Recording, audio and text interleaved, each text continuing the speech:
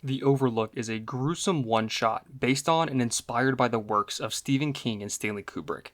Therefore, some names, locations, and ideas may be in reference to said works. We do not claim ownership of ideas originated from either party. Additionally, not everything in the world of Stephen King and The Shining is for everyone, and some content may be disturbing or triggering to some listeners. Please check the show notes for content warnings, and enjoy the episode.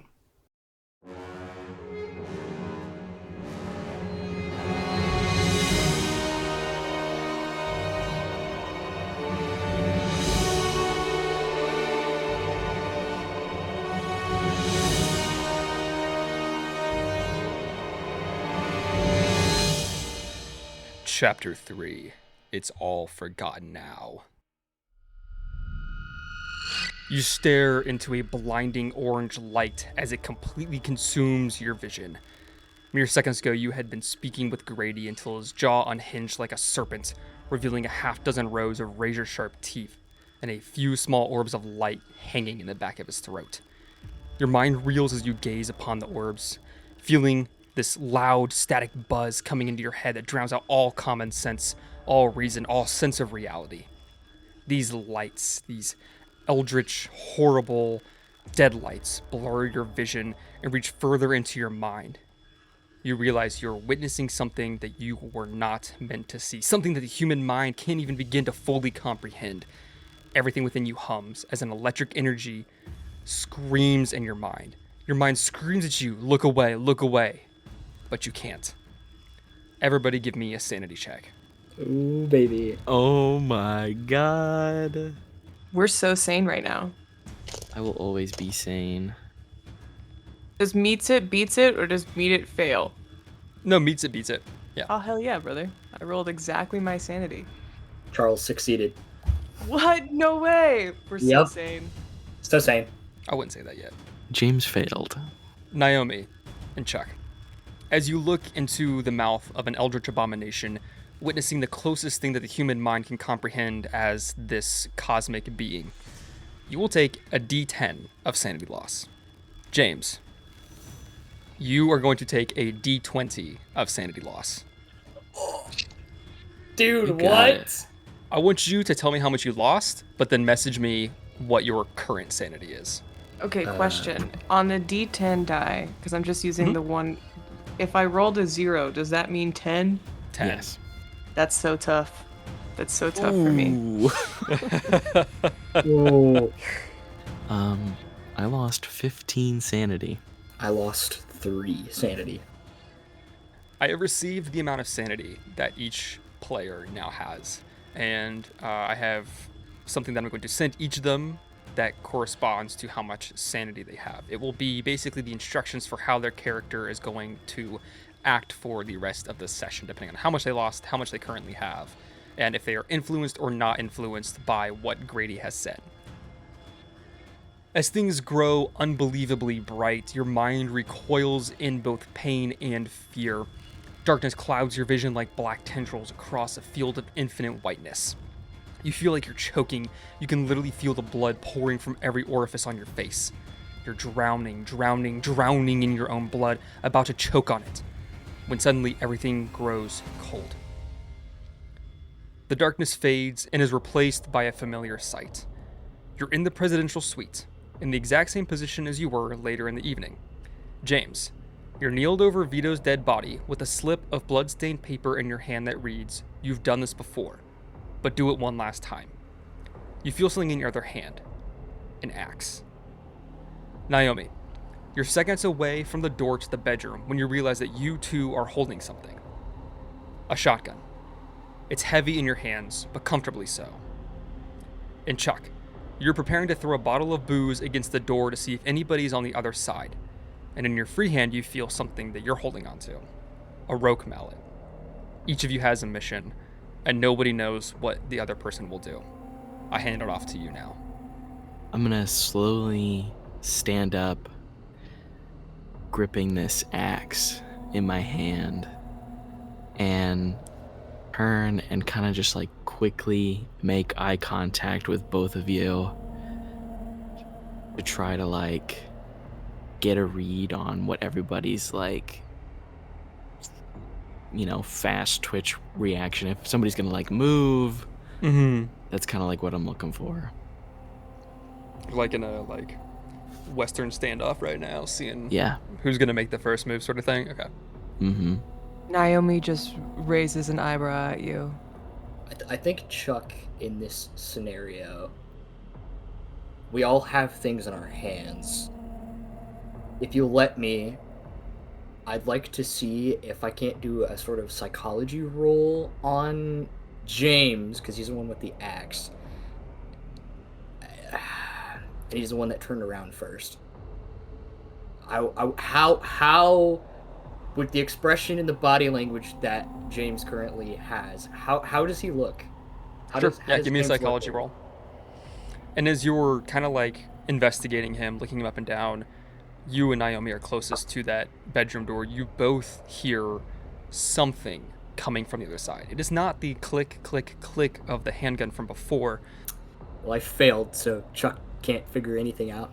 You are a little too stunned. The fact that you were one moment sitting in the gold room talking to this man who all of a sudden split his face open. You saw these eldritch lights, and you're still reeling from this all. Realize that you're back here. Nothing really makes sense. The look on his face gives you nothing. Naomi slowly raises her hand, puts it on a doorknob, nods at the two of you, and opens the door into the bedroom. Naomi, as you open the door, all three of you can see that Roger, now this dog-man hybrid, is upon the bed. He's tearing into the flesh of Vito's goon that you had seen shoot himself in the head earlier.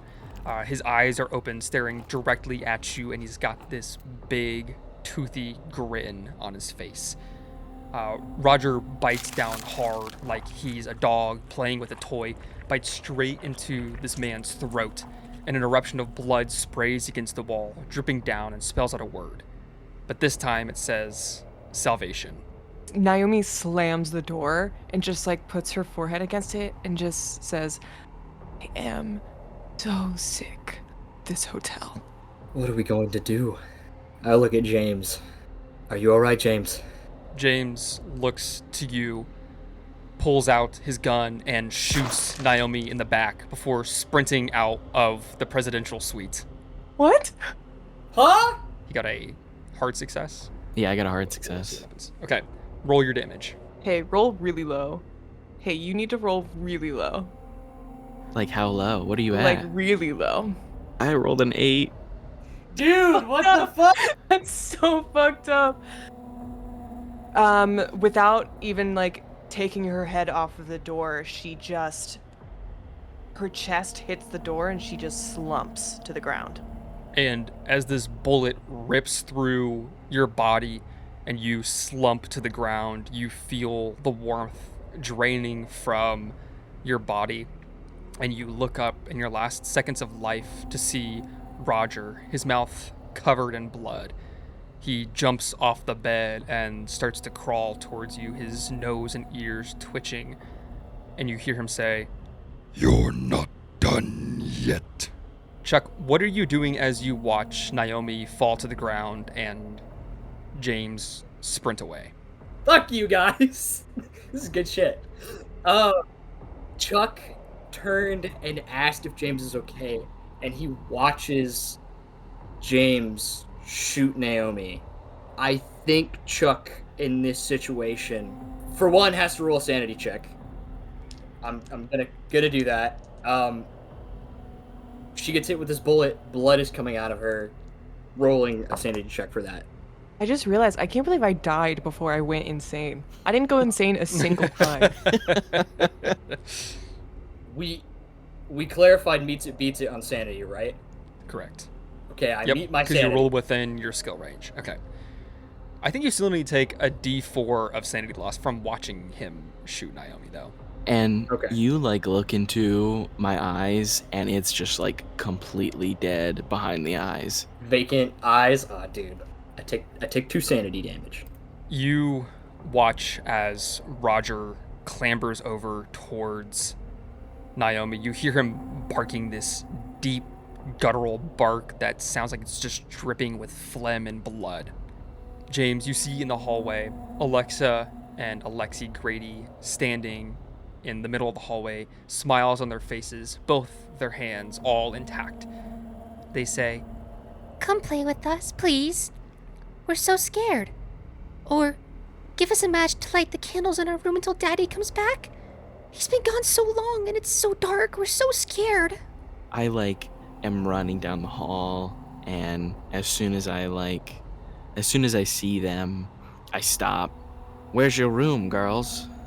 I met your dad, and he told me to wait in his room with you guys. Keep you safe. We're down in 237. We'll take you there. Come on. We'll play, and then we'll show you the way to get out of here.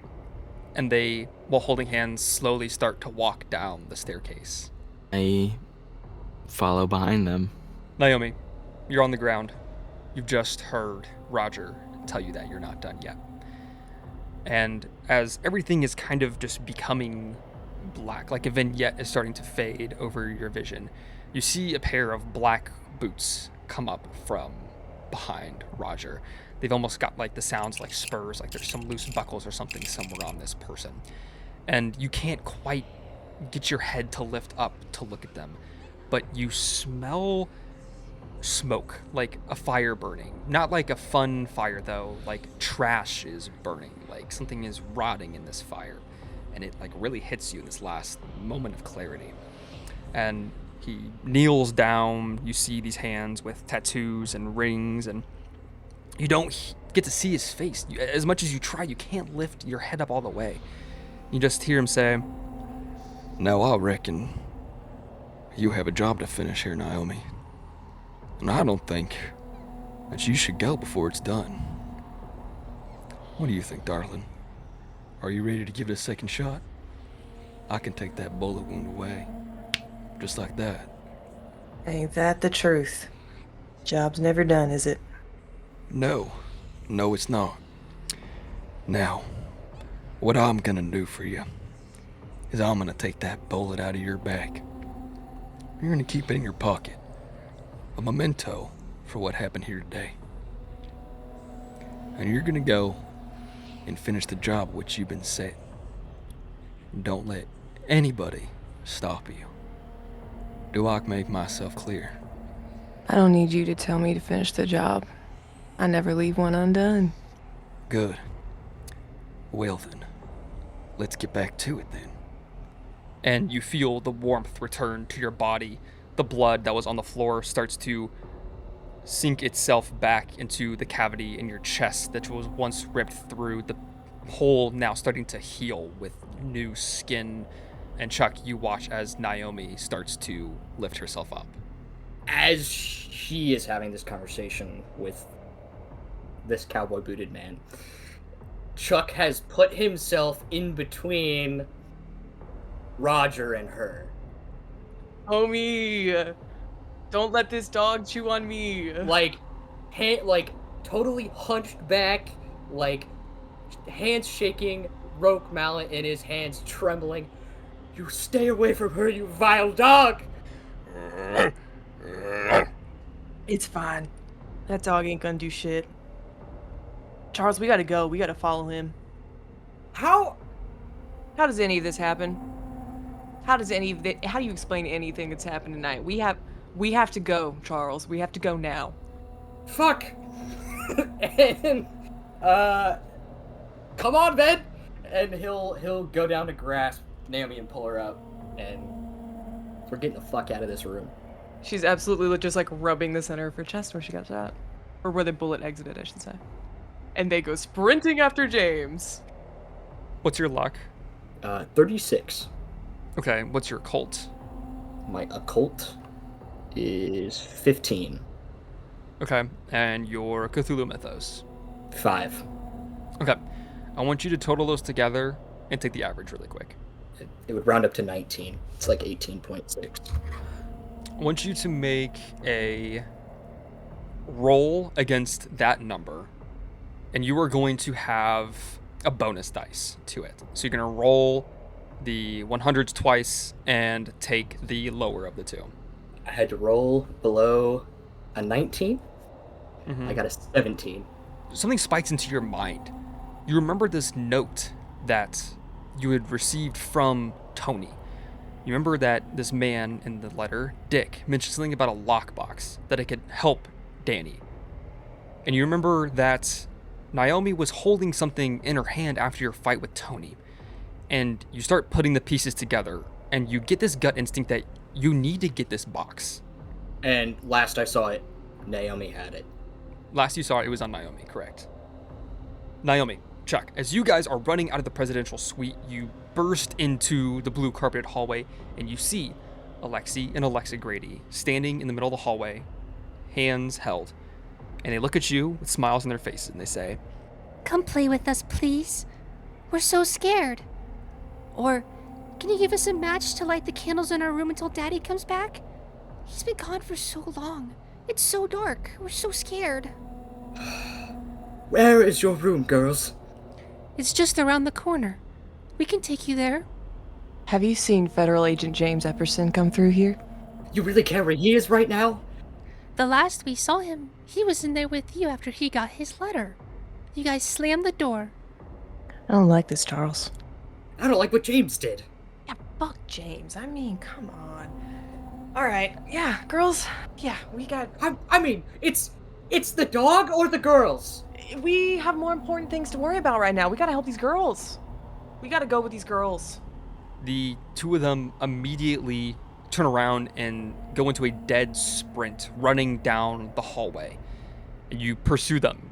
Whether they're being fast or you're slow, you can't quite tell, but either way, they're getting farther and farther away from you, going down the seemingly endless hallway until they suddenly turn a corner that appears out of nowhere. You're nearly upon them when they suddenly jump into one of the elevator cars. The door slams shut, and you hear it ding as it begins to descend, just as the second set of elevator car doors open. I think it's like as the elevator doors slam, Naomi's body slams against it as well, and she just like takes a second to like pound her fist on it, real white man style. And she's just like, ah! And then the other elevator door opens and she immediately gets in and is like pressing the button. Wait for me! Yeah, so when you guys get in there, there's a few buttons inside, but there's no manual crank for an operator like you're used to. And directly next to the buttons in there, they say LL, 1, 2, 3, and 4. And the button next to the 2 is the only one lit up. Everything else is dim and lifeless. And I'm assuming you're slamming on button number 2. Oh yeah. So when you press the button, the elevator shakes as it begins to descend. And it feels like it's going on forever and ever and ever, going as slow as humanly possible. And then you hear something, like a drop of water. Then another, and another. And you see that a few drops of blood have begun to come through the top grate of the elevator. They start to drop faster and faster, filling up the elevator until almost in an instant it's at your waist. And the elevator continues to fill with blood slowly, slowly, slowly as you descend even slower. No, get me out of here! Get me out of here! And I am gonna try, I know it's coming from up above, but I'm gonna try and push my way out through the top grate. Yeah, I was about to say, can I finally use my OP climb skill? Yes, why don't you give me a climb skill? Yay! Yay! It's not a useless skill. Except it is a useless climb skill because I did roll a 93. That's 2 times now I've rolled a 68. So you go to grab onto the top grate, and the blood now is just rushing down. It's splattering down your face into your throat. The force of it just pushes you down. Chuck is trying to, like, scramble up this door to grab onto this grate, and he's just slipping and sliding against the door, bloody handprints going against the door and everything. Oh, yeah. Both of you give me a constitution roll. I succeed. I got a hard success. In this round, as the blood reaches above your head, both of you hold your breath, and for the next round, will not drown. Bro. James, you have walked down the staircase behind Alexa and Alexi Grady. And they walk slowly going down the stairs and lead you to room 237, which the door is already slightly ajar. They push it open and walk in and just stand in the center of the room with smiles on their faces. Don't be shy. We know the way out. We'll show you the way out. Just come play with us. We'll show you. Your father tells me that the both of you have not been very nice lately. What? No, we've been good. We're always good. We made one mistake. It won't happen again. I promise. Maybe it'll help me get a little better picture. What did you do? We heard a bad man talking downstairs when we were playing. He was in the room with the steam and the scary stuff. And so we wanted to try and hurt him. We stole Daddy's matchbook, and we were gonna light it on fire so that way he couldn't be mean to us anymore. But when Daddy saw that we took his matchbook and we wanted to burn it down, he snapped it out of our hands. He said that we were being bad, that we needed to be corrected, that we could have burnt the hotel down. That was bad. So you stole your daddy's things, then? Yes, but we were gonna give it right back. We didn't mean to steal, we were just gonna borrow it. We only needed one match, that's all we needed. You insufferable little shits. And I want to grab both of them by, the back of their necks and drag them into 237. Give me a fighting brawl. I got a 43, but I'm going to spend 3 luck to succeed. Alexi failed. She got a 74. And Alexa succeeded. She got a 22. So you're able to grab onto one of the girls. The other one steps back and she screams as she starts to try and pry her sister out of your hand. Don't hurt her! Don't hurt her! She didn't do anything wrong! You said you were gonna watch us, you were gonna play with us! Aren't you having fun? It's a game! We're playing a game! Back in the elevator. The blood is still continuing to rise. Naomi, can you give me an intelligence check? I would love to. That is a success. You notice that as the blood is rising and the two of you are beginning to float in it as if it were water, something slips out from your person. And you realize that the lockbox that you had been holding on to from Tony's dead body is now floating in the blood, starting to float towards the top. She scrambles towards the box and tries to wrench it open. Chuck, seeing this, is going to try and grab this too. Okay. Can you guys both give me dexterity rolls? I got a success. I got a 46. So I failed. So I'm gonna push my roll. In doing so, Chuck positions himself in the blood and plants both of his feet on the door of the elevator and shoves himself forward to get closer to this thing and wrench it from her grasp. What'd you get? I got worse than I got last time. I got a 57 the first time, and I got a 75 the second time. I definitely did not succeed. Naomi, you grab the lockbox before Chuck can get there. And your punishment for failing a push roll. Naomi, you know that you and Chuck do not have the same mission. I would love to catch him in the side of the temple with the box. Give me a fighting brawl attack. I'm gonna try and dodge this. That is a 90, so that's going to fail on my end. Chuck, you see Naomi grab this thing. She realizes your goals are not aligned. And as she takes a hold of the lockbox, she swings it towards your head, but she is swimming in the blood, same as you cannot quite get that leverage.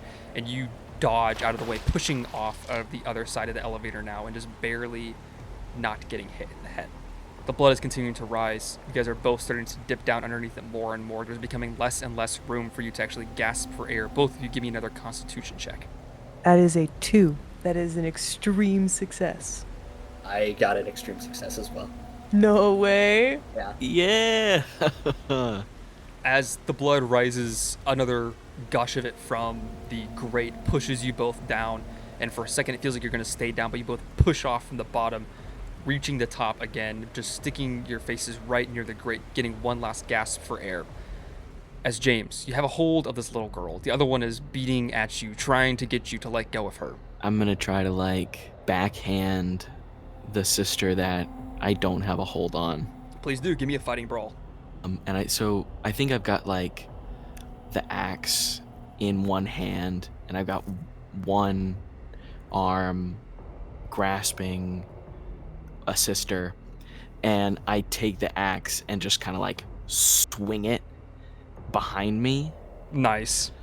I got a hard success.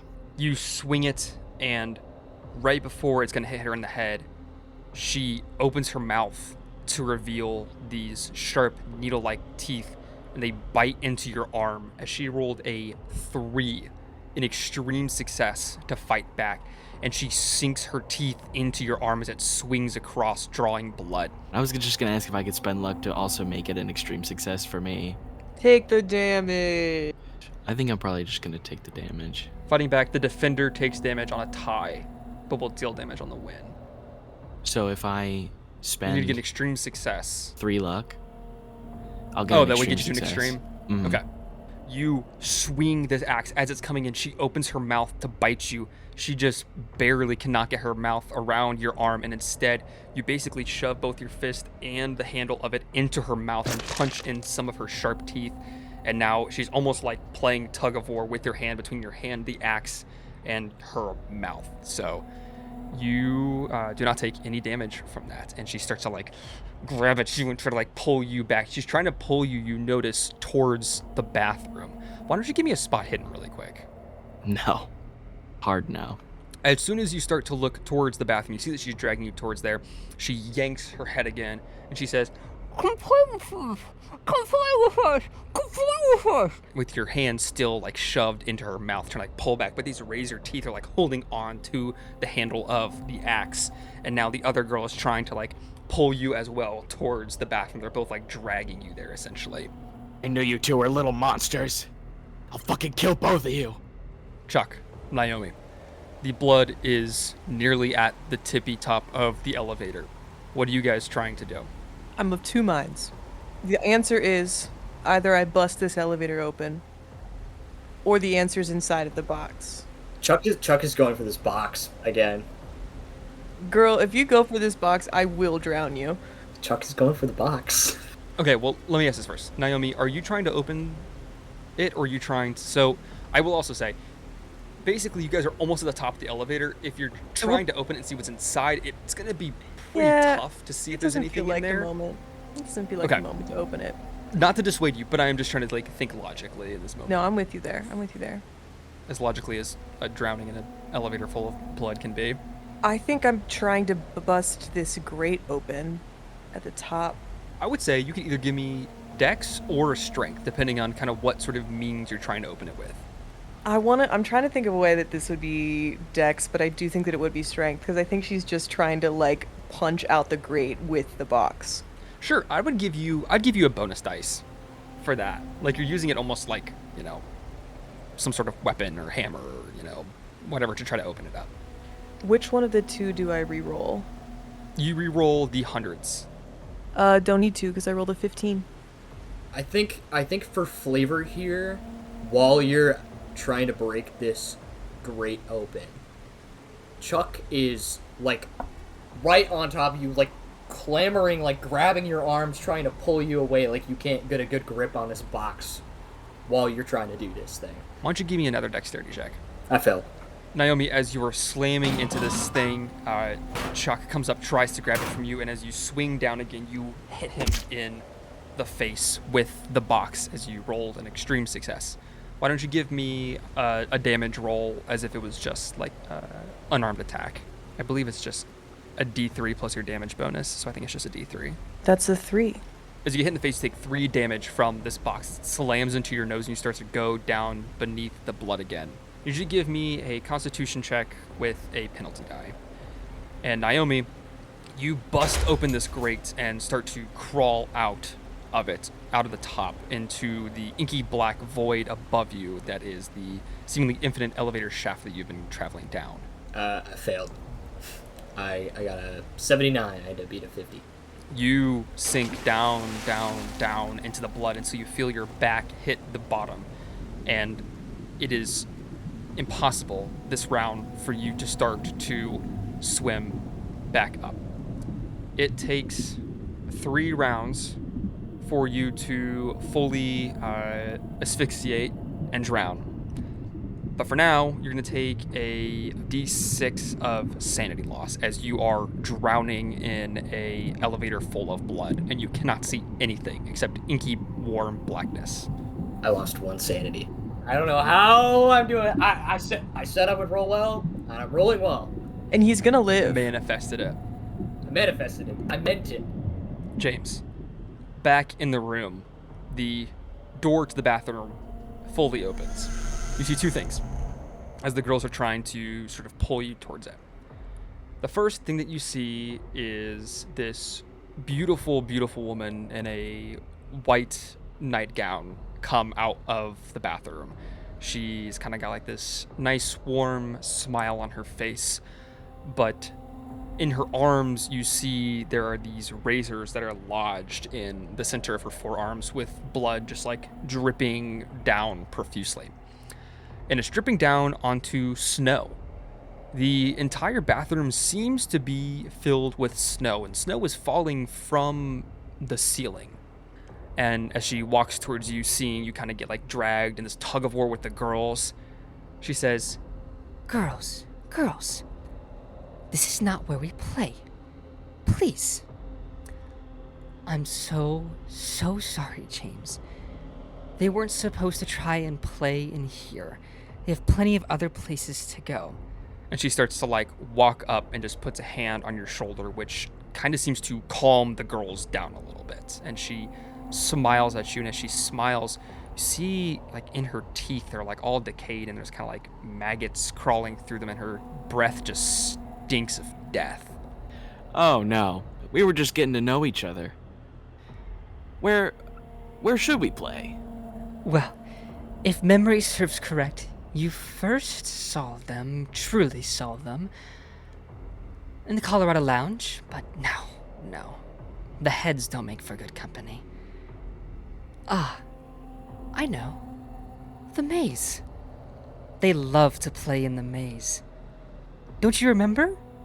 And she pulls out from your pockets the drawing that you had seen earlier in the night, with somebody with a bloodied axe standing underneath a green archway and two little girls covered in blood that says, "This is our home now. Thank you." You know, maybe we shouldn't play in the maze. One of them could get lost. And I was told that they haven't really been good, so I think I need to put them in timeout. Well, in that case, if they've been bad and need correcting, I think I have the perfect place for them to go. Someplace they truly will not enjoy being. And she puts a hand on your shoulder, leans into your ear, and says, Take them to the boiler room. They hate it there. I think they'll find it to be very good company. I like the way you think. Naomi, you are crawling out from the top of the elevator. And as you pull yourself up from the grate into this inky darkness, instead of feeling like you're going down on an elevator, you take a step forward, like you're in a long hallway. You don't hear the clang of the elevator. You don't feel a rushing of wind. In fact, you feel something falling lightly atop of you. Snow is starting to fall on top of you. And as you take a little step to figure out, where in this void is safe, you hear snow crunching beneath your feet. And you whip around and you see that you are out in the middle of the hedge maze. And at the end of this path where you're on right now, the two greedy girls are standing there with their hands held together, a little bit chittering, snow falling on their red, icy cold skin. And they say, But please come play with us. We want to play, but then we can, then we can show you how to get out of here. Come on, Naomi, you promised you'd come play. Come play with us now. Mr. Epperson doesn't want to play in the maze, so you'll have to do. Naomi just walks towards them. They stand there and kind of like both cock their heads in opposite directions as they see you walking towards them. Are you doing it quickly, slowly? Do you have like the shotgun ready? Like, what is kind of your mannerism showing right now? What's your body language? I'm covered in blood. I just pulled myself out of hell. I just, in my mind, drowned Charles. James just tried to kill me. I have this heavy ass box in my hand. These girls are asking me to come towards them. It's a very normal pace. You start walking towards the girls on a very normal pace. You have the shotgun in one hand, dripping with blood, and the wooden box in the other, also dripping with blood, leaving this little red trail in the snow behind you. And as the girls see you walking towards them, they turn in opposite directions, one going left, one going right. I'm gonna try to shoot one. Give me your firearms roll. That's a failure. I think these girls take off, and I think that even though she's spent years of her life hunting and literally shooting moving targets, she just pulled herself out of hell. Blood is dripping in her eyes. Her gun is wet. Nothing's quite how it should be. You shot the one going left. She disappears behind a corner. The other one has got a little bit of head start. Which one are you trying to pursue, or like what are you doing now, I guess? I'm going after the one on the left. So you turn through this left passageway. You see a set of small footprints in the snow leading away from you, and you can hear this girl's laughter carried by the chilling wind. Then suddenly the footprints stop, but you still hear the laughter. Give me a navigation check or a track check, whichever one you have a higher skill in. That is a failure. That's a 56. You stand in the middle of this crossway, 3 different directions you could go. The footprints no longer there, but the girl's laughter on the wind, and for the moment you cannot quite figure out where they went. Chuck, you are drowning in the bottom of this blood-filled elevator. Give me another constitution check. Nope. Give me another d6 of sanity loss. Or sanity. As you're in the bottom of the elevator, kind of flailing around, you have one more round until you will completely asphyxiate. Give me a spot hidden roll. Fuck me, man. Nope. You are flailing around in the bottom of this. You start to feel air bubbles leaving your mouth, gurgling up towards the surface of the elevator. Chuck, when he was going after the lockbox, would have let go of the rope mallet. So, logically, it would fall to the bottom of the elevator. If he's at the bottom of the elevator, he's gonna be feeling around beneath him to see if he can find it. So that lets him know how close he is to the bottom. And if he is at the bottom, he is going to plant his feet on the floor and shove himself up.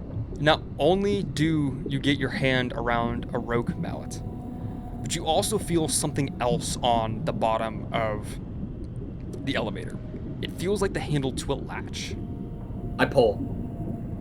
You pull, and like a plug being pulled from a filled bathtub, you start to feel everything gush into this area. You start to feel yourself being pulled down, sucked into this vacuum as all the blood drains from the elevator, and you land on something soft, into a pile of snow as blood rushes atop of you and starts to dissipate into the area that you've fallen. You find yourself in what appears to be a tunnel. It is tight, dark, and cold, and half filled with blood and snow. But you can breathe again, and you are alive. Oh. He's gonna look around on the ground next to him and grab the rope mallet immediately, and try to stand up. Well, as you try to stand up, you realize that the height of this tunnel is about half of your height. You're going to have to crawl through this thing. The only way that you can really fully stand up is if you stand up directly beneath where you just fell. You kind of like poke your head into the bottom of the elevator, but straight down and straight back. It seems like this tunnel goes on for an infinite amount of time. He's gonna start walking ahead of him. Just go down this endless tunnel. Okay, can you give me a listen roll? I got a success. For a while, the only sound that you hear in here is the echo of your own movement within this essentially endless concrete tube. But as you shuffle along for some time, you see a faint pinprick of daylight ahead of you, slowly getting larger. He moves quicker. As you move quicker, you hear something behind you. More movement. It almost sounds like your steps duplicated, but twice as fast, accompanied by a wet, raspy breathing that's getting closer. Chuck doesn't even look behind him. He just books it as fast as he can down this tunnel. You continue to go quicker and quicker. Give me a dexterity check as you were trying to trudge quickly, crawling, I guess, trudging through this deep snow on all fours. I failed the dexterity check. Me and dexterity checks are not friends today. You have blood on your hand, and as it sinks down into the snow, you slip, and for a moment you falter, and you see that quickly approaching you is a small child, not being slowed down by the tight squeeze of the tunnel at all. She's on all fours, looking like a wild animal. All of her skin looks like it's peeling away, and she yells, The shine, the shine, the shine will eat your shine. Get away from me! Get away from me! James, you have just been told to take the girls into the boiler room. What are you doing? Does it feel like they're like willingly coming with me now, or are they still like trying to pull me? So when the woman put her hand on you, they seem to kind of slow down a little bit, calm down a little bit. Maybe not necessarily willingly. It almost seems like they've frozen a bit. And you are able to kind of just like drag them with you right now, more or less. Then that's what I do. I grab them both and just start dragging them down to the boiler room. You exit room 237 and start to walk down this hallway of the second floor. And as you walk by, you notice that all of the doors on both sides of the hallway are either 237 or 217. As you pass by slowly, all the doors open, and you see guests, and each of them all in tuxedos and dresses and holding goblets of drink, and they hold them out to you in like a cheers, or start to clap and applaud you as you walk by, dragging these girls down the hallway. I'm like smiling big and cheersing them, and a few of them I'm like, wonderful party, isn't it? As you see that, and you pass by one of the doors, Derwent walks out, and he's got 2 champagne flutes. He chugs one of them and then kind of hands one out towards you and says, "Looks like you finally made the right choice, my man. So glad that you could finally see the way. I mean, they needed to be corrected, right?" You know what, Durant? I've never felt more alive. That's the spirit. That is the spirit, James. Now, I mean, if I may be so bold, never to question your methods. What are you planning on doing with these girls here? These little troublemakers, these little rascals. I was told that they absolutely hate the boiler room, so I figured a little timeout time there might do them some good. Well, you have been told right, my friend. You have been told right. They hate the boiler room. Because that's where the secret lies. That's where the true magic of the hotel really just emanates from. Oh, they are going to be in for a hell of a punishment for you. Epperson, my boy, you've done right. We're so proud of you. Hey, you know, here to serve. That's what I signed up for. If you'll excuse me, I think it's time for a little correction to take place. I would never stand in the way of you in correcting these children, please. And he gives you like a half bow and like holds his hand out like towards you, like, you know, off you go sort of thing. I feel like it's almost just an innate sense of the layout of the hotel just in his mind. Not even for a second is he considering that he knows where he's going. He's just going. So you find yourself navigating the labyrinthian hallways of the Overlook until you get into the kitchen. It is a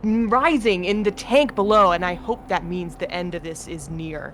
2713, 2713, 2713, 237217. It all makes sense now. Listen to the father. He knows best. It's a very conflicting message that you get from it. But you read this piece of paper, and the little boy kind of like walks up to you and he points at it. I got that letter that told me about the box. It said it's supposed to keep the bad things locked away. You can lock them away. You don't have to listen to them. You don't have to listen to them. You can stop listening to them. How? It's not gonna be easy, but I'll help you. I'll help you. Just listen to me. Don't go after the girls. You need to trust me. Which bad things go in this box? The dead things. The things that lie. Mm-hmm. Grady goes in there. Derwent goes in there. Roger, Miss Massey, they all go in there because they're bad and they lie. They lie. They've lied to you the whole time. He like grabs onto your hand. Naomi, she lied to you. She's not good. You saw her. She saw her. She was dead. She was dead. And Derwent, he's bad. And Grady, he's bad. He tried to trick you. Please listen to me. Kid, I know they're bad. It was never been a question of whether I know they're bad. I am sick of being yanked on so many different fucking chains tonight, alright? Don't do this. This is not the way to do it. You won't be free if you listen to them. They're lying to you. No. Okay. Alright, fine. Fuck. Fine. Fine. Okay. Will you listen to me for just a minute? I'll tell you what to do. Alright. Alright, kid. Better talk fast, though. Okay. Here's what I know. Chuck, you are in the tunnel. You are scrambling away from this little girl whose flesh is peeling back and covered in pus and blisters and all sorts of things. She just screamed at you. The shine will eat your shine. She's going to try and grab at your ankle again. She got a normal success. Okay. I'm gonna try to dodge it. Okay. And I'm gonna spend... because I'm the person being attacked, if I dodge and succeed the dodge, because I'm dodging, I win automatically. If you isn't it? tie or do better, you will take no damage. Okay, I'm gonna spend 1 luck to get my 31 to a 30 and succeed on this. Okay, so she goes to grab at your ankle. For a minute, she grabs it, but you yank your foot just at the last second, her hand barely not grabbing you. And she kind of like braces her hands against the side of the tunnel and starts to like crawl towards you, just again saying, The shine, we're gonna eat your shine, we're gonna eat your shine. You leave me alone, you fucking kid! And he's gonna, like, scramble backwards. He's gonna be kicking the snow at her face. How close am I to the end of this tunnel? 2 rounds. Can he, like, use an attack to just move more? To move faster, a character can move up to 5 times their move score. This often incurs penalties or requires subsequent constitution check to avoid tiring out. Yeah, make a con check. Nope. That was 96. You, instead of moving double your movement with a fumble, you're going to only move half your amount of movement as you like immediately tire yourself out trying to kick. Yeah. That's what happens with the fumble, baby. You can push that though. Anything's better than a fumble. Yeah, Unless you fail again. Except for another failure. These dice have been 50-50 this game. What are you doing to push your roll? I think he, like, kind of takes that rope mallet that's been with him and is, like, using it to kind of fend this thing off. So he's not using his hands to scramble back anymore. But, like, he's also using it to, like, shove it into the ground in front of him and, like, push himself backwards. For any leverage he can get to get away from this thing. And I succeeded. I got a 48. I had to get a 50. You push yourself off of this little girl that's been screaming at you, trying to claw at you, and you basically like shoot yourself down a little bit, sliding through the ice and the snow that covers the bottom of it, using the slipperiness of the blood that's still on you to kind of just like blast yourself down a little bit of it. Scramble to your feet, continue to climb down, down, down. And then when you get to the end of the tunnel, there's a manhole-esque cover above you. You can see light coming in through the holes on the round metal door. I am trying to shove this thing open. Chuck puts all his weight behind it. And you push it open with effort, and you eventually get it all the way open. As you open it, a blast of cold air chills you, and you find yourself emerging in what appears to be the Overlook. But everything is made of white, and you see that the windows look out into the forest and towards the hedge maze. You realize you're in like a giant playhouse that looks like the Overlook. As soon as he scrambles out of the manhole, he's gonna throw the cover back on immediately and stand on top of it. Why don't you give me a strength check? That's a hard success. Okay, I got a 20, which is a normal success. For a minute, it lifts up. You see that these zombie-like fingers are kind of like pushing through. It pops it open for a second, lifts you up, but then you slam both of your feet down and bam, it like crushes the fingers of this little girl. They wiggle for a moment on the top of the manhole cover and then just flop down dead. Stay down there, you vile... Ah! He's just gonna leave it.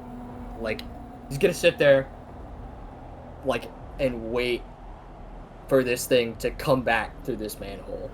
Like, while he's taking stock of everything, like, he's on top of this thing. Rogue mallet, like, head down on this thing, pushing down.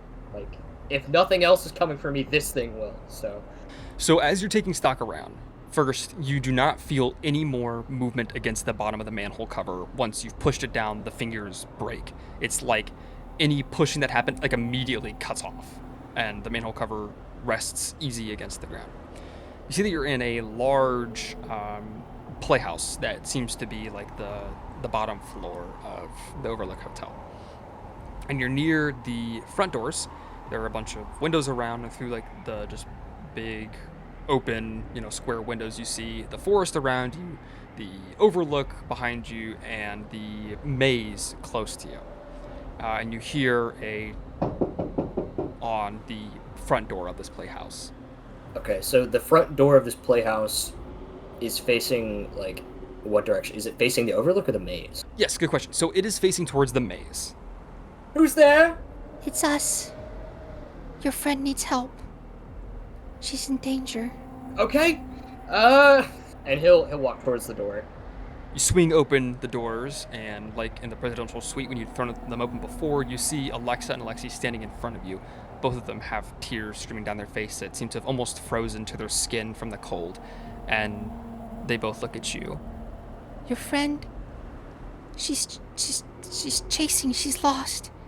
Something bad happened. You need to help her. Where is she? And they point towards the entrance of the maze. Can you help me? Yes, we'll take you to her. I need the box. I need the lockbox. She has the box. And where's James? He's in the boiler room. He's about to do it. He's about to give in. Well, come on, then. Let's get Naomi and get James. And Chuck will take the two of them and head towards the maze. James, you were in the basement of the hotel. You're in the boiler room with the little girls. It is steamy, it is hot, it is hell in here. And they are, again, like, dragging at your arms, trying to get away from you. Let us go, please. Please let me go, we promise, we promise. I don't think so. And from behind a big piece of metal machinery, you see a man walk forward. He's got these rats just kind of like sitting on his shoulder, and he points at you with like a little smirk on his face. I told you you'd get a taste for it, did I not? And now you're all in. You're all in. You had a sip, and another sip, and a full swig, and now, man, you're just like me. You're all in. We could have done so much good in life, but now in death together, I think we could raise a little hell. Yeah, maybe you're right about that. Why don't you, take a couple steps closer and see how much of a taste I do have? Liam takes a step forward towards you. The axe blade side toward him just goes straight into his skull. It sinks into his skull. His skull splits into spraying blood all over the place, dripping down your arms, down your face, down the shaft of the axe. The little girls scream in terror, frozen in fear, as the blood just seeps down, and then little rat tails start to squiggle out from around the blade from where you split his face in half, and he collapses to the floor. I just start chopping and chopping and chopping, and it's so hot down here. I just rip any kind of shirt I have off and keep going and going and going until it's just like mush on the ground.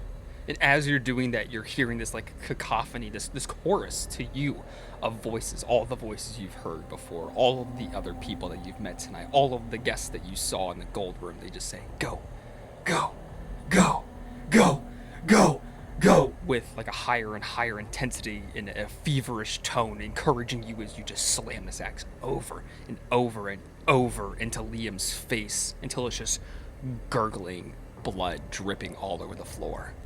I fall to my knees. I start reaching for some of the loose bits on the ground, and I'm just so hungry. And you bite into the flesh, and you hear just a chorus of cheers rising from the guests, like spectators at a sport, and they are cheering you on. Naomi, you are sitting on the snowy ground of the maze. This little boy is kind of got one hand by the box and one hand by your hand. Here's what happens. It's gonna hurt for a minute. Your head. Because they're in there right now. And you're gonna have to try to get them out. But it only hurt for a minute, okay? Once you get them out, you'll be okay. They won't be able to get you, at least for now a little bit. You'll be yourself again. You focus on the box. You focus on the good. You can do it. So mechanically, to use this box, you have to sacrifice 25 power points and a d6 of sanity. You'll sit with this for a number of minutes equal to half of your intelligence score. What do you mean I'll sit with it? So I have to sit in front of the box and be in pain? So it's kind of like attuning with an object in D&D. You just kind of have to sit with this as you sacrifice. That you're not necessarily going to sit in pain for the whole time. Probably some of it, but more than anything, it's doing the ritual with it. You have to sacrifice some of your time as well. It's not like you can just open the box, sacrifice your power, and then get going. Real? And then it'll be an opposed power roll against the magical object. And then if you succeed, something will happen. If you fail, something will happen. This is the last time. Kid, alright? This is the last time I'm doing anything anyone here is telling me, alright? Deal. Because if this doesn't work, we're all dead. No. Y'all are dead. I know how I can get out of this one. I mean, she's gonna try to tune. So, you're going to lose 25 power and a d6 of your sanity. I have not run out of sanity yet. What is your intelligence score? 50. So for 25 minutes, you're going to be knelt in front of this object, hand on it, sort of racking with pain. So you put your hands on it, and you willingly give up a part of yourself. And as you do, it feels like a weight is taken off your chest, and in your mind, how it sounded like somebody had turned down the buzzing. It gets turned down even more, almost like they've turned the volume down to 1. It's not quite all the way gone, but it's really, really, really low. And the buzz from your head sort of fills your body, and it feels kind of like jolts of electricity going through it, and you're holding on to this thing. And as you're doing it, you feel your mind has freed temporarily from the grasp of the hotel, from the grasp of Grady and Derwent. And when you lose part of your sanity, you see all of these horrific things that have happened in the hotel. You see Lorraine Massey in her bathtub slitting her wrists after her date left her. You see this man shoot Vito in the chest 100 times with a gun. You see people getting chopped into pieces. You see fire raging in the boiler. You see a little boy screaming as his father chases him with an axe through a maze. And the images just keep coming and coming and coming. Years and years of pain, past, present, and future, flooding through you as you're freeing your mind from the evil of the hotel. And as you are sitting there, racking with pain, these visions and memories flooding you, Chuck, you round a corner being led by the Grady girls, and you see Naomi sitting on the ground with the box open in front of her, her hands on it, and a little boy that looks a lot like Tony standing in front of her. Are the little girls with me? The little girls are with you. I imagine like him rounding this corner is him like, I'm envisioning a shot out of The Shining, like Jack Torrance like stumbling into like the end of the hallway. You know, he stumbles in and he like looks with the Baroque mallet. He's like, "Oh, there you are, Tony, Naomi." I'm not Tony. I'm Danny. Danny, you're the boy from the note. I am. And Nick in the box. She's using the box. Don't interrupt her. Okay. We need to help James. Right, but first we have to stay here with her. She's trying to get rid of the evil from her mind. She can trap something in there. She can trap something in the box. She is like your friend James, but if she completes this, she'll be okay. She'll be like you again. She'll see that she doesn't have to kill the Grady girls to get out of here. I look at both of the Grady girls. Are they just standing there blank-faced? They are not there with you anymore. Are the girls gonna be okay? I don't know. We have to get to James. But you can't do it by yourself. I can't do it by myself. We need Naomi. I always feel so useless. I don't know what to do. No, stop it. You can do this. You're gonna have to face him. He took them to the boiler room. He's there. Someone else will be there. And we're gonna have to take it down. Even if it means we take us down too. Danny, I gotta help these girls. And I have to help you. We're going to help them. You have to let Naomi do this so we can help them. Chuck is gonna start pacing the length of this maze. Like, broke mallet in hand. Like, I don't think he's not very vigilant in this moment. He's very overwhelmed, head down, pacing the length of this maze while he waits on Naomi to do this box. While you're pacing, give me a listen check. Naomi, after what seems like an eternity of seeing these visions flashing in your mind, repeating, seeing the same horrors over and over again, your eyes snap open, and it's almost like a veil has been taken from you. It seems like things are clearer now. Your mind is a lot calmer. You see Danny, Tony, in front of you, and he just has this kind of look on his face, like waiting to hear, what you're gonna say. And you feel in your mind that you have, for now, freed yourself of the evil grasp of the Overlook. Shit, kid, you weren't kidding about the pain, huh? That's what it does. It gets in your head. It reaches in there with, like, barbed hooks. And it doesn't let go. But you ripped it out. Oh, sure felt like I did. I succeeded on that listen roll. As you are pacing back and forth, the moment before Naomi opens her eyes, you hear a creaking and crunching like bundles of twigs being snapped. It echoes from above you, like above the maze. I stop and look up. You see one of the hedge animals, the bear, is perched atop of the maze and is looking down at you with a hazy breath hanging in the air and a low growl starting to build in its throat. This hotel will not get them! You must come between me!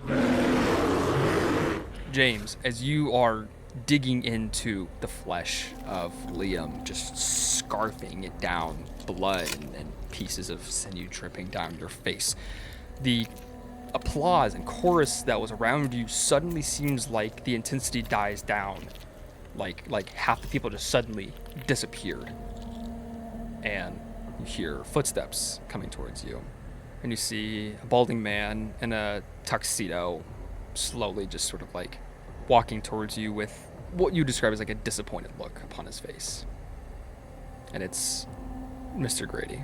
I like spit out a piece of flesh that I was chewing on, and like I stand up and turn to look at him. Mr. Grady, sorry, I got a little carried away. I am not concerned with your choice of a meal, sir. What I am concerned about is the fact that my daughters here have yet to be corrected. And on top of that, there has been an outside force that has interrupted our plans. Are you aware that right now, your old companion, Naomi, no longer sees the beauty of the hotel as you do? She stands in direct opposition to you. She believes the children should not be corrected. I see. Well, you know, Grady, putting a little bit of fear into them might help with the correction, I think. I think that you might be right, sir. May I make a suggestion? I suppose. You see, their mother, she does not see the beauty of the hotel either, and they both love her very much. Perhaps if you were to correct her, sir, they might begin to understand what really is happening here. Correct the kids, correct the wife, correct Naomi, correct Chuck. I guess everybody's wrong in this place. Not you, sir. You are correct. Flag brought back Naomi, but apparently the outside force has shifted her mind back to hatred of this beautiful place. But one at a time. She and your friend Chuck will come in due time. For now, I think I very much appreciate your idea of striking fear into the hearts of these children. So am I gonna have to go looking for your wife? No, of course not, sir. I would never ask you to do such a thing. I will bring her here for you. Now that sounds like a damn good plan. Then let us proceed, sir. And you hear the doors to the freight elevator ding open. Naomi, you just come out of this vision. You hear Chuck yelling at something or someone in the maze. Turn around to see that there is a hedge animal of a bear standing atop the maze, looking down at both of you and growling. Naomi is still kind of kneeling on the ground. Looks over her shoulder, sees the bear as she's turning, grabs her gun, lands on her stomach, and shoots the bear. The bear was not looking at you, it was looking at Chuck. When it had appeared, you were kind of like in your trance. It did not see you as a threat. So I'm going to say this is a surprise attack. I will give you bonus dice for this. That was an extreme success. Yeah! Let's go. There That we was a go. Maximum 7. damage. Oh wow, okay, so that's 12 damage. You blast this bear and you hear this grunt come from it, a rustling of leaves and snapping of twigs, and it falls onto the ground on its side and pushes itself up, like the leaves and like branches and stuff like pushing its side so it gets right side up. It's almost looking directly at you now, Chuck, and it lets out a growl like it's about to start running towards you. I gotta hit this thing. I want to overhead swing with this rope mallet on top of this bear. Yeah, I don't hit this thing.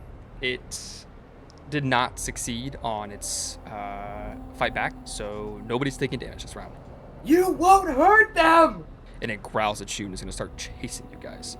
And you hear Danny say, Come on, we just gotta get to the center. We're so close. Yeah, Naomi rolls to her feet and goes. She's keeping the gun trained on the bear, though, so she's trying to get Chuck behind her before she goes. Yeah, Chuck will run. James, as the elevator doors open, you see a woman dressed in a very basic black gown, but covered in blood, walks towards you guys, and Mr. Grady kind of like motions for her to come over and says, Like I said, sir, you do not have to go far to find her. I will bring her to you. You've already done so much, and she needs to be corrected as well. I couldn't bring myself to do it, but seeing you and the expertise of which you are doing things, I think that, well, perhaps you may do better than I did. And James lunges for her, planting the axe straight in the middle of her face. I think you will, sir. Darling, if you would come over, our friend James has things to discuss with us about correcting our daughters. And James is just like, ah! With the axe, once again. yeah, give me an attack roll.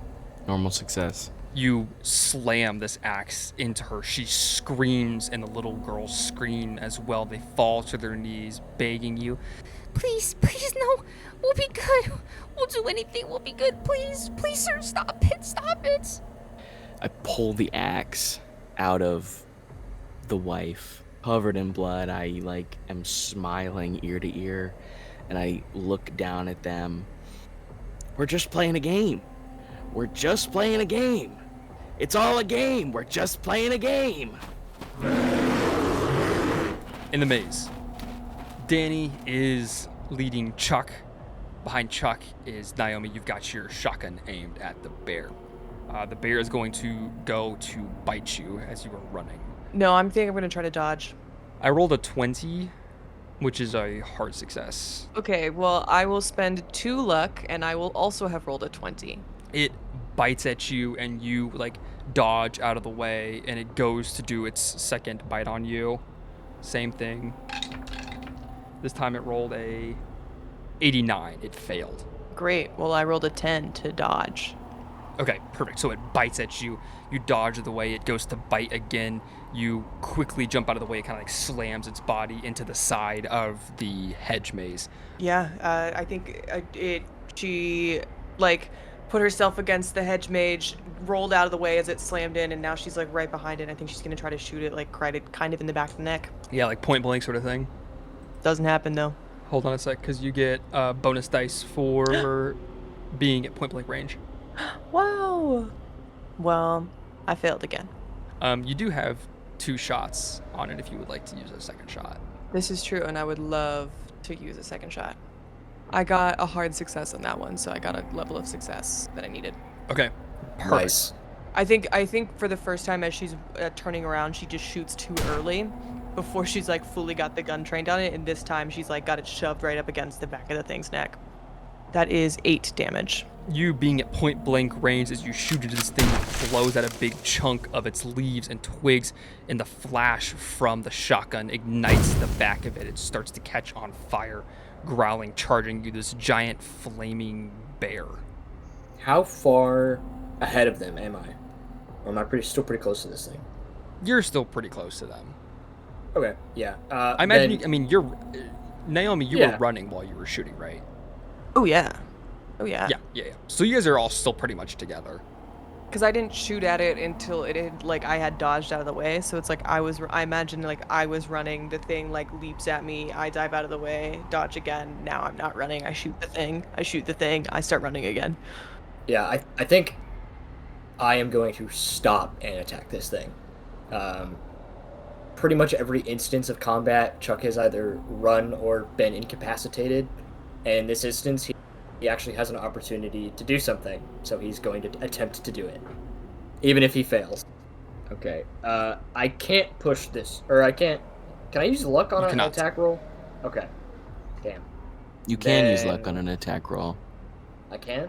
I know I can't push an attack roll, but I think I can use luck. You cannot push a combat roll, but you can spend luck on it. Okay, then I'm going to spend 9 luck to hit this thing.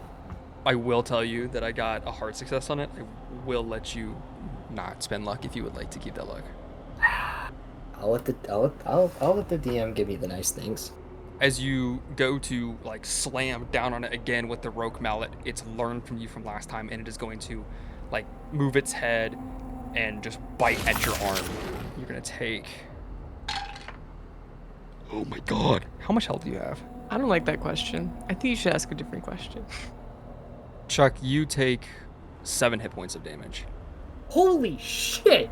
You see Chuck go to swing his rogue mallet at this thing, completely whiff again. I imagine it like takes a chunk out of his side, like really rips into him, and like does the whole like shakes him in his jaws a little bit. Revenant style.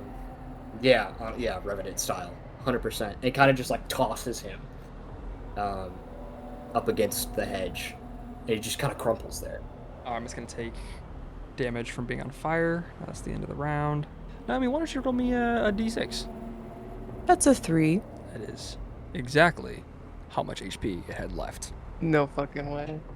As this bear throws Chuck's nearly lifeless body against the side of the hedge, it takes a step towards you, getting ready to growl, and it's got like blood dripping from its leafy maw, and just with like a pathetic whimper falls to the ground, still smoldering, and is dead. Naomi, you see Chuck on the ground in a pile of his own blood with a big chunk of his flesh missing from his side, and he is laying there, not moving, not responding. She's gonna go and run back over and try to just stabilize him. So stabilize is a first aid roll, can give him 1 HP. A medicine roll will give him a D3 of HP. I fail. Not an extreme failure, just a failure. What is your max HP? 10. So you would have a major wound because you took 7 damage. Because it's more than half your health. Yeah. Naomi comes over, tries to resuscitate you. It's not working. Give me a constitution roll. If you fail this, you will die. I got a hard success. Chuck is gonna be the only survivor, I fear. You are not dead, but every hour that you remain unconscious at 0 HP, you have to roll another con check to try and come back to life. Danny's gonna see you on the ground, see Naomi trying to do something, and is gonna rush over. And he is going to try and help you to resuscitate him. So he is going to give you a bonus dice. That is a hard success. Woo! I will let you roll a D4 and have it and get that much health back. Okay, yeah, I'm getting 1 health back. Chuck, you take a huge blood-choked gasp as you come back to life. You see Naomi and Danny standing over you. Did I do good? Yeah, Chuck. Yeah. Yeah, you did good. Good. Oh, that really hurts. We have to go. We can't stay here. He's gonna kill them. All right, Chuck, job's not done. Get up. Let's go. Don't let me slow you down. We have to get to James, and you're much faster than I am. Can you make it? I'll be here, but don't wait for me. Hey, Chuck, Yeah, let's see each other on the other side, yeah? let's do that. All right. Let's go then. And Danny leads you through the maze, twisting and turning. It's almost as labyrinthian as the Overlook Hotel itself, until you get to the center of the maze. The 2 little girls are standing in front of you, their skin bright red from the cold and covered in snow, and they shiver and give you a smile, and Danny walks up next to them. We have to stop them. Don't let them kill the girls. You're gonna be trapped here. Okay? Don't let that happen. Okay. I'll do my best. We'll do what we can. And the snowy ground beneath your feet suddenly gives way. You feel yourself falling through this vast darkness. And as you're falling and you're looking what feels like is up, you see the maze in its entirety. A sprawling labyrinth that seems to go on endlessly until suddenly you splat onto something hard. only slightly in pain thanks to the cushion of snow beneath you. In an instant, you've gone from freezing cold to swelteringly hot. The snowflakes stay stuck to your skin. You found yourself in the boiler room. The massive boiler rumbles and shakes. Steam bursts between the poorly welded areas. The whole room is thick with an unbearable heat. Sweat begins to pour down your body, making everything on you feel sticky. Numerous people are in the room. The two little girls who are on their knees next to a woman in a black dress, covered in blood and almost completely chopped up. Grady stands there too, next to James, holding an axe as he rips it out of this woman. James, as you pull the axe out and you go to wipe the blood off your brow, you catch from your peripheral vision Chuck and Naomi standing behind you. Nice of you two to show up. James? What are you doing, my friend? It's a sight. Covered in blood, but it's also streaking from the intense sweating that he's doing down here. And he stumbles forward a little bit towards you guys. It's like, you gotta help me. You gotta help me. They're making me do things that I don't want to do. You gotta help me. Okay, James. We're gonna help you.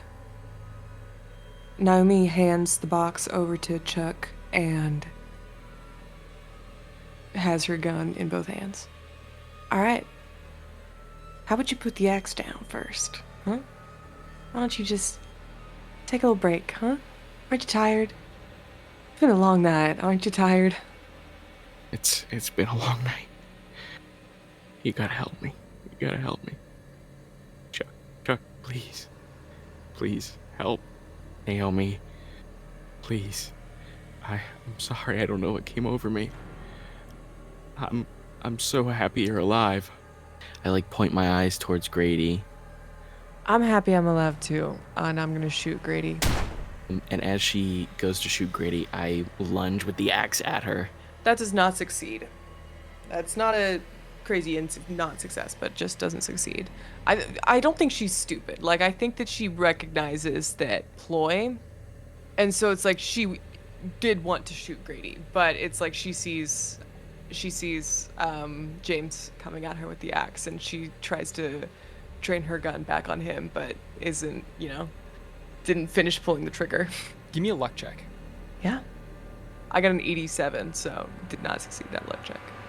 The bullet whizzes past James. It whizzes past Grady, and instead it slams into a pipe that is there. And immediately, as soon as the bullet pierces it, it shoots this hot steam into the whole area, making it more difficult to see. And you also feel that everything is getting hotter and hotter and hotter in here.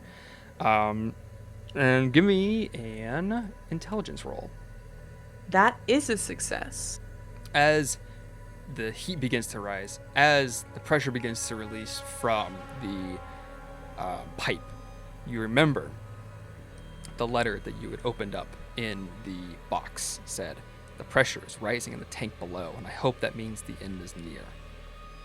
James, you are lunging at Naomi with the axe. Naomi, are you dodging or fighting back? I'll dodge. I want to fuck this guy up, but I think I want to live to see another day a little bit more. So I rolled a 25. I could spend 5 luck and make it a hard success. Dude. You motherfucker. Would James do this? James is... I'll tell you right now, James has 0 sanity. There is no coming back. Yeah. So I'm gonna go wash my hands. It's Matthew's choice. No, dude, spend the 5. Spend the 5. Okay, I'm gonna spend 5 Spend the 5. to make it a hard success. Dude, You have there 0. I go. think you have to. You have to do whatever's Yeah. the evilest. Yeah. So what I does have to that be bring? evil. It brings it down to a 20. You don't have to get higher. You just have to get a hard success if you're Oh, dodging. just to get a hard success at a dodge? Yeah. Yeah. Yeah, no, to get a hard success, I need to spend luck to get there. I'm going to spend 30 points of luck to make this a hard success. Whoa. She does not want to die by James's hand, specifically. Mm-hmm. I've got to be evil, guys. I'm sorry. You have to be. No, don't be No, sorry. It's do it. awesome. I love you being Okay. evil because now I get to kill you Yeah. like I wanted to all along. You are lunging this axe forward. You are centimeters away from slamming this directly into the middle of her chest. And at the absolute last second, she just barely sidesteps you, and you kind of like lurch forward a little bit. Not stumbling, but definitely like, the follow through. You've got that momentum with you. Chuck, you see that Naomi has missed the shot, instead blown one of the pipes, which is now making steam rise in the room. The heat is going up. James has just barely missed slamming her in the middle of the chest with her axe. What are you doing? As an architect, Yes. he would. I feel that Chuck would have a pretty intimate understanding of where a boiler room is in a building, how it works, where it tracks to, and how they function. Okay. So, would he be able to turn the temperature up more and make this go quicker? Yes. I was also gonna say, like, can I like yell to him as I'm like having that realization about the steam? Yes, like I always encourage talking even while in combat. But Yeah, you do I whatever you was wanna like, right, like this axe misses her, and she just, Chuck, pressure, more pressure. Gotta turn up the heat! Chucky boy, I'm coming for you next. Fuck off, James! James, you're tangoing with me right now. We're dance partners for the night. Yeah, so Chuck is going to dash towards where the actual boiler is and attempt to find a switch to turn that temperature up. Okay, give me an education roll. No fucking way. I got an extreme success. I rolled a 16.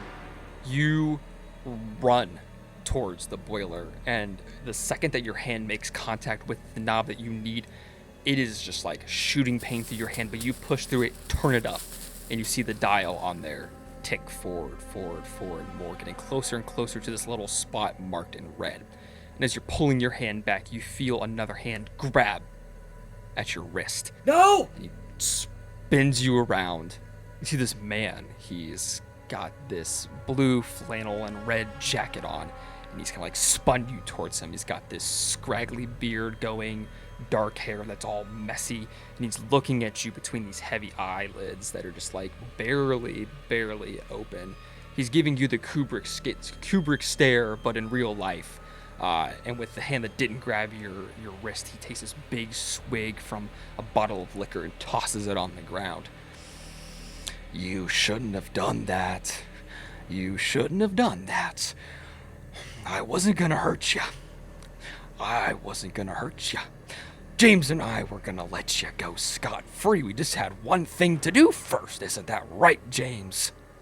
You shouldn't have done that, Chuck.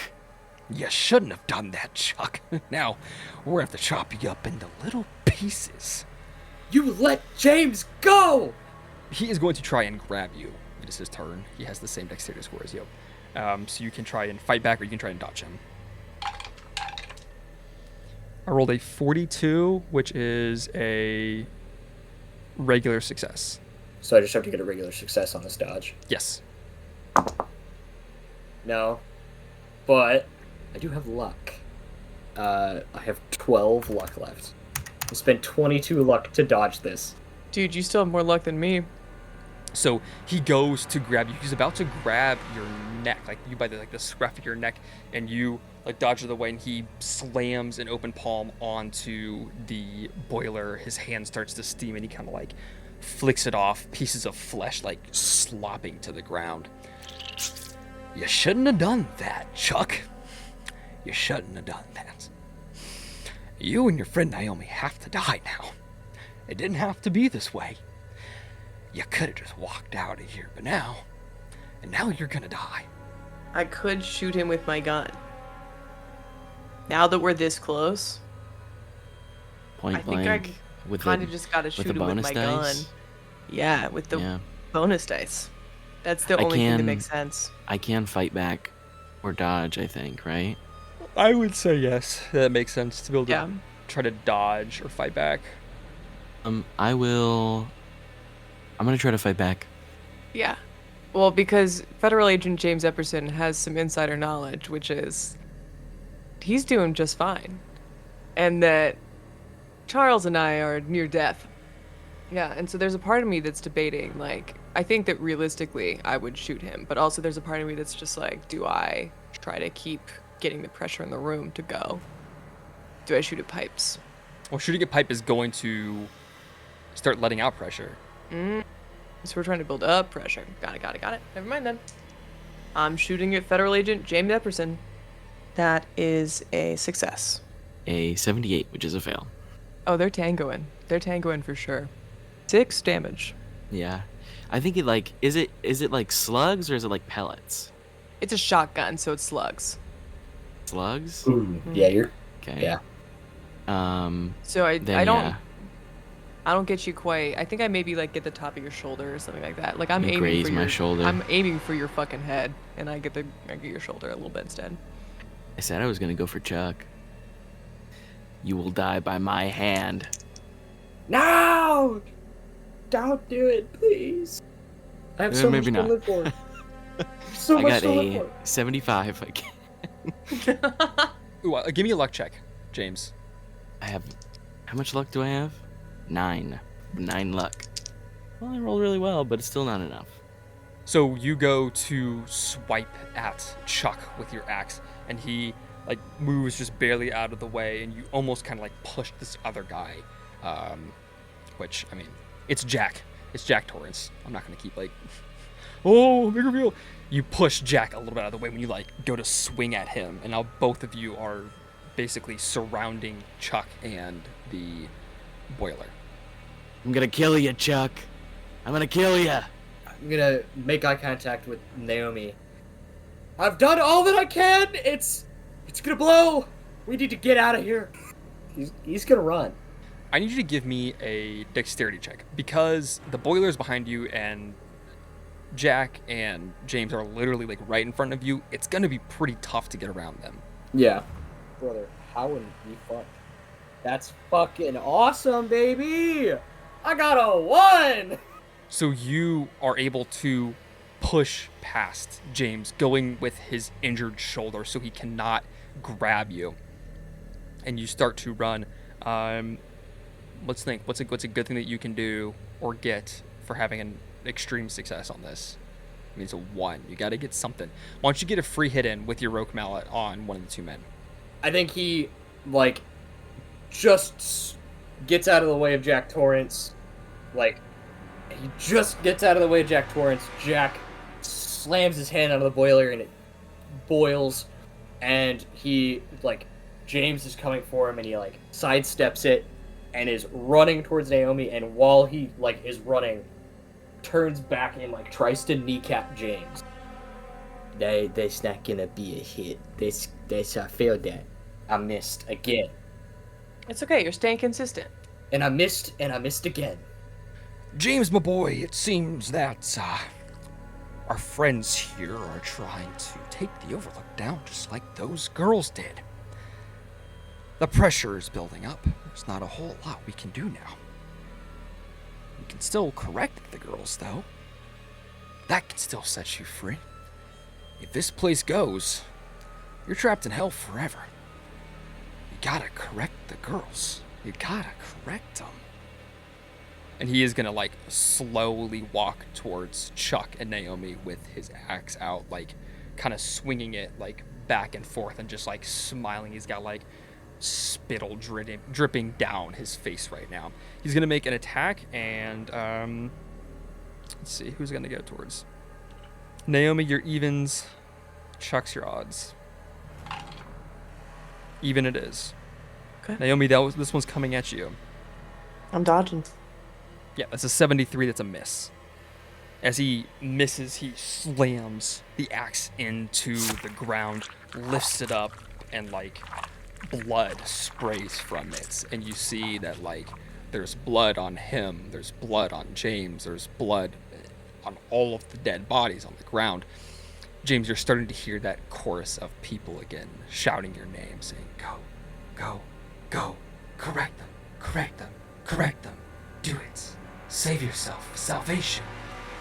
And Grady takes a step forward, points at you, Naomi, and says, "Miss Grayves, if you will, please open the lockbox. I need you to give me a power roll. Can I push this? You can. I got a 25, which is a hard success. So I have to get a hard success. Yes. I get an extreme success. You do not for even a moment feel the urge to open the lockbox. And he glares at you as he realizes that you have resisted him. I spit on him. There is one more round. At the end of this round, the boiler will explode. Mm-hmm. It was already going high. Chuck turned it up even more. It would have been 2 rounds. It is now this round. So, options are get out of the boiler room, maybe live. And then just have to trust that James is going to fail in his roles to kill the Grady girls. Other option, kill James. Then run? Is there time to run at the end of my turn? Yeah, Naomi spits on Grady, and then she just like doesn't even like she just spits on him. It's just like second nature, and then completely disregards him as like a threat. She just moves past him, and she only has eyes for James. And I think that she knows at this point that there is no coming back for him, and she's going to go after him with her gun. I mean, you're still basically right there. Like, you have the ability to point blank again. I'm gonna fight back. Okay, that is a hard success for me. I only got a normal. Not very much this time. Only 3 damage. Okay, so he's not dead. Excellent. I am 1 hit point below my maximum. Wait, below your maximum? Mm-hmm. Wait a second, that means you had like bonus hit points? I did. That's Bro, so fucked up. what the fuck? Would you like to reveal what happened when you drank the blood? I would.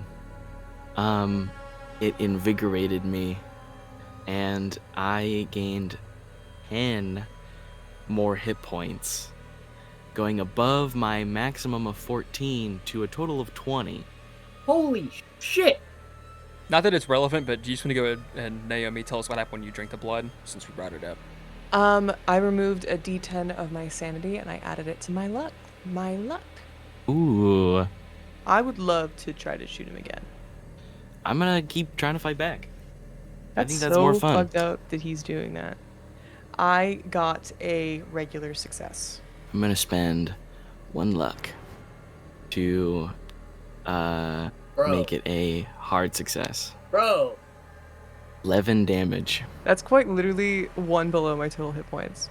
So you get a major wound instantly. Mm-hmm. I need you to give me a constitution check. Should've ran while you had the chance, Naomi. That's a failure, gang. Naomi steps up and tries to shotgun me, and it grazes me. She shoots again, and this time I stand up really fast, bring the axe back, and then just chop one of her legs off. Naomi, you collapse to the ground, your leg coming clean off. Instantly, everything goes black. And as you're dying, you hear footsteps with spurs. You smell that stench that you smelled before. Well, it looks like you couldn't cut it. Not for this job, at least, but... well, you'll join the residents then. Not to worry, you'll be happy here forever and ever, but, oh, I had such high hopes for you, Naomi. I had such high hopes for you. And as you open your eyes, you realize that you are dead. And you are standing amidst a crowd of ghosts. And you find yourself cheering on James to kill, kill, kill. Gosh, Naomi, this has been so much fun dancing with you. I just can't stand it. And Naomi, your mind once was consumed by the hate of the Overlook, then freed, and now again you feel the hate of the Overlook fill your whole being, consuming your mind. And all you want is for James to kill these girls. Yes, James, it has been rather fun, hasn't it? I turn to Jack, because he told me that I'm gonna go to hell if I don't kill these girls. Jack, I was going to hell anyway, and I'm gonna pull out my pistol with one shot left and shoot at Chuck. I have read a new rule, and I think for this last stand, this feels the perfect time to implement this. You can dive for cover. That uses your dodge skill, and Chuck, that would negate your next attack. So you could use your dodge now to dive for cover, but you do not get an attack on your next turn. So you can either, roll the dice. Does James hit you with his firearm attack? Or do you try to dodge out of the way and you do not get an attack next turn? I do think in this situation, like, he sees Naomi go down and really doesn't have words other than just like the words get caught in his throat, and his only thought is, I have to protect these girls, but to do that he has to survive it. I'm gonna spend 2 luck and succeed the dodge roll. You will succeed, because I rolled a 60, which is exactly my normal success. You pull that trigger and the bullet goes exactly where Chuck was standing just a moment before he hit the deck, hiding behind a pipe. James takes the now empty gun, and like the guy we saw in the side room in the presidential suite, just like puts the barrel to his head, and it's click, click, click, and James just starts laughing. Chuck will just get the hell out of Dodge. He'll run out of the boiler room, but before he goes, he says, "James, you helped me get this far, and I'm sorry. I'm sorry. I'm sorry I couldn't help you both." And he'll get the fuck out of there. Oh, leaving the party early. You killed us, Chuck. You killed us. So Chuck, you sprint towards the freight elevator, immediately grabbing onto the crank and pushing it as hard and as fast as you can, ascending up to the main level of the Overlook Hotel. And as the whole boiler room heats up, James, you see that the boiler itself is starting to shoot scalding hot steam from within, the whistling of the steam sounding like the screams and cries of tortured souls ringing in your ears. A fire starts at the base of the boiler and almost instantly spreads across the ground. Jack Torrance takes a step towards you, puts a heavy hand on your shoulder, and just shakes his head with a look of hate on his face. Naomi, as a ghost now, you feel this sense of dread building up within your incorporeal form as you see James and Jack standing in the middle of the boiler room that's catching on fire. Is the party ending? I think the party's over. How about, we get one more dance in, for old time's sake? You read my mind. And she reaches out a hand. We dance. Fiery eruption from the boiler room sends white-hot flames blazing across the hotel, igniting it like a tinderbox. Chuck, you just barely get out of the freight elevator as fire consumes it, shooting these flames through the tunnel. Great flames lick the inside of the walls of the hotel and blast out the glass windows as you're running away from the hotel, screaming echoes all around. You burst through the front doors out into the cold winter air. You close your eyes, let out a deep breath. The first and only moment of relief that you found this evening. And when you open your eyes again, the three of you are standing in the middle of a crowd, in the Colorado Lounge. A flash of light envelops you as a photograph is taken, followed by colorful explosions from the large glass windows. The three of you stand stunned as you take in your surroundings and the group disperses. Delbert Grady walks right towards you, his eyes bloodshot but alert. No matter. We've been down this road before. We will just have to try again. We have all the time we need. Huh. Gentlemen, shall we check out the Golden Ballroom? Well, that just sounds absolutely lovely. I think so too. You know, it seems like they got a lot of vermin around here. Maybe we should take on the role as exterminators for the night, shall we? Sounds good to me. We might do a better job than the caretaker. We'll come back to you later tonight, Grady. Enjoy the party, my friends. I will see you soon. Looking forward to it. And as you walk away from Grady and towards the gold room, your mind reels and you realize that you've had this conversation with him before. Not once, not twice, not even a dozen times, but hundreds. You've tried to escape hundreds of different ways, been injured, tortured, manipulated, time and time again. The closer you get to the gold room, the more your brain gets fuzzy, as your heart beats quickly. And right as the memory slips of everything that's happened this evening, you understand. You've always been here. And you'll be stuck here. Forever and ever. Thank you, everybody, for joining us for Chapter 3 of The Overlook. It's all forgotten now. I've been the Keeper, Matthew. I'm Jordan. I was Naomi this time around, and I entered the game with 7 sanity points. And I didn't go insane a single time. Except for the one time. Hey guys, I'm Nathan, and I played Chuck Emerson, and I had 34 sanity left. Holy the cow! most sane, Whoa. the I had- most I had sane person. Quite a lot left, yeah. And he lived. Kinda. And he lived. Yeah, Yeah. yeah. But he's maybe actually dead the whole time? You know, it's not my business. Who knows? Hey everybody, I'm Noah, and I was Federal Agent James Epperson this time around too. And I had 0 sanity. Yeah, let's Right go. there at the end. Fully insane. And we could I tell. just had to be as evil as possible. Part of me feels a little bad. Part of me had an absolute blast doing Oh, it. It was a so one much shot. fun. It was I told you, awesome. hey, part of our session 0, you will go insane.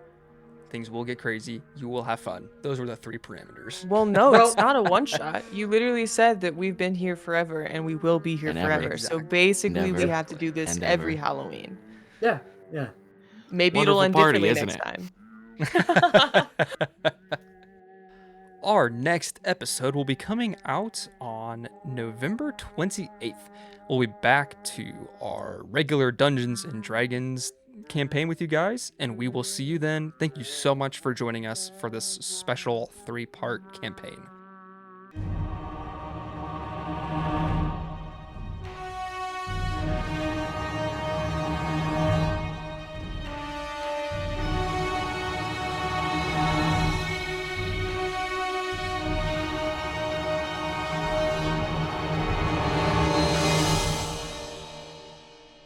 I think I need some Scooby snacks.